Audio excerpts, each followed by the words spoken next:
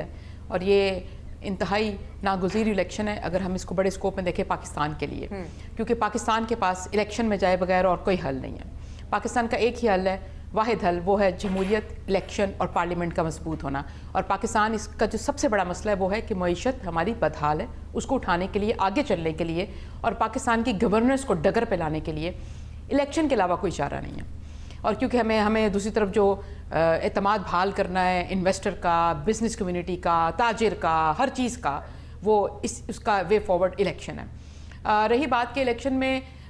کون آئے گا کون نہیں آئے گا، دیکھیں اصل میں ہوا یہ، بنش آپ جس طرف اشارہ کریے، میرا خیال ہے کہ آپ جو بات کریے کہ مد مقابل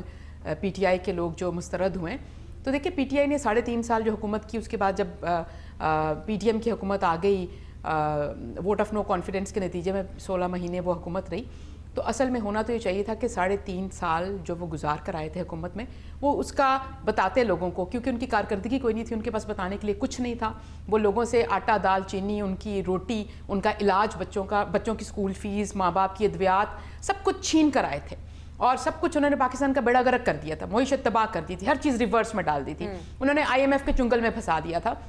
اس کے بعد پاکستان کو ایسی دلدل میں لا کے کھڑا کر دیا تھا کہ وہ خود کہتے تھے ان کے سربراہ جو ہیں کہ یہ سری لنکا بنے گا اور یہ ساری چیزیں تھیں، کیونکہ وہ یہ سارا جو ملبہ تھا اب وہ چاہتے تھے کہ ان پہ نہ ڈلے، تو انہوں نے ایک اس کا نیا وتیرہ نکالا۔ انہوں نے جب وہ 11 اپریل کو باہر آئے حکومت سے، تو انہوں نے ایک یہ ساری کارکردگی کو چھپانے کے لیے، اپنے تمام چیزوں کو چھپانے کے لیے ایک نیا چہرہ سامنے لے کر آئے اپنا، جو ان کے عزائم، چھپے ہوئے عزائم سامنے آئے، اور وہ تھا وہ اس سے بھی بھیانک چہرہ تھا، اور وہ تھا کہ جی تبدیلی نے وہ کیا، غلامی نہیں آزادی، سائفر کا خط، اور اس کے بعد ایک سر عام غنڈہ گردی اور سر عام تشدد، انارکی، انتشار، اور لوگوں کو باہر نکالا، سڑکوں پر نکلے، مطلب انہوں نے تشدد شروع کر دیا، پیٹرول بم جلانے شروع کر دیے، تاکہ ادھر سے بالکل دھیان ہٹ جائے کہ ہماری کارکردگی پہ بات ہی نہ جائے، اور وہ لوگوں کو جس حقیقی آزادی کا نعرہ لگواتے ہوئے کرتے انہوں نے لا کر خود ہی 9 مئی